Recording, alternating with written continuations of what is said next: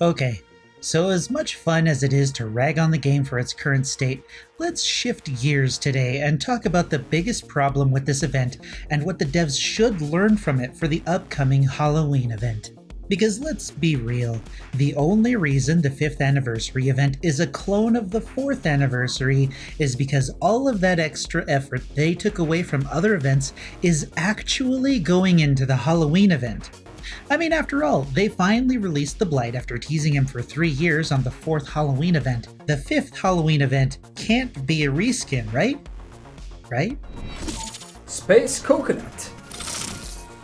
So first, let's talk about the gameplay issues of the 5th anniversary event. We're not talking about bugs or reskins today. We're strictly talking about the gameplay of the event itself. The biggest problem with this event that hasn't changed from last year is the fact that survivors have to escape to obtain their crowns. This one requirement opens up survivor players only looking to get crowns to the mercy of the killer in their match. Some killer players are perfectly willing to let survivors farm. Others are more interested in playing a normal match of Dead by Daylight, while the bottom feeders of the community will actively drain all of the potential fun out of the event for players. Crowns being available only for original characters makes perfect sense. So why are licensed characters able to claim the pillars, preventing original characters from obtaining them? This particular issue isn't a big deal because the pillars respawn quickly enough, but it's a quirk that should probably be adjusted for the future. The next big issue with the event is the impact it has on normal matches. Players wanting to farm versus players wanting normal matches are at odds with each other, more than survivors versus killers usually are. The desperation for blood point bonuses comes from the current grind, and some players are farming blood points like they've just found an oasis after days of wandering the desert. Future events should be weaved into normal matches to cause as little disruption as possible while still giving players something new to do. The Gnome Chomsky event is a very good example of this. During the Gnome Hunt, you went through the match as normal. But during the endgame collapse, you begin your frantic search for the gnome, which will respawn if somebody claims it. It wasn't perfect, but it wasn't as disruptive as the anniversary events. A double blood point event wouldn't be disruptive either, but the grind and desperation for blood points drives the farming mentality, which could then become disruptive.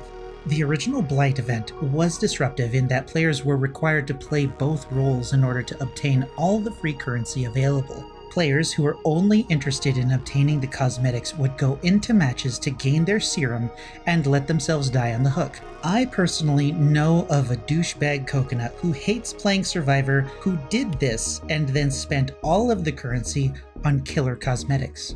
They adjusted this during the event so any role could obtain all of the available currency, but only after the community outcry made them change it.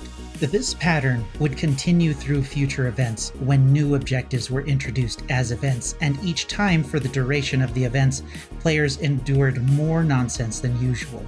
Maybe this is why they basically gave up on the events altogether. In a mostly unrelated note, I want to mention the community challenge that I was looking forward to are nothing more than crown counters. While they're both just counting challenges, the original challenges had players breaking pallets, hooking survivors, and other such things. The difference was that during those challenges, killers and survivors worked together to complete the challenges. Survivors would drop pallet after pallet so killers could break them, and they would allow killer players to kick gens over and over for the Day 1 challenge.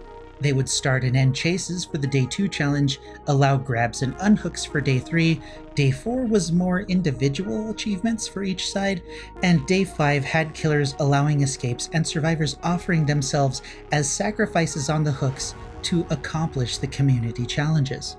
Unfortunately for everyone, the current state of the game doesn't exactly foster this kind of camaraderie, which is a shame. I was really looking forward to the community challenges. Now, I know that many people are going to ask why I don't offer suggestions of events. There are 2 reasons. 1, it's not my job to fix the game. 2, they've shown everyone over the past 5 years what they do with feedback and suggestions. As a player and a content creator, I simply play the game when I'm in the mood and talk about the issues I have and the problems I see other people have. I'm really looking forward to what the devs have planned for the Halloween event now that the Blight saga should be completed with his release. There's no way it can be as bad as last year, right? I guess we'll see.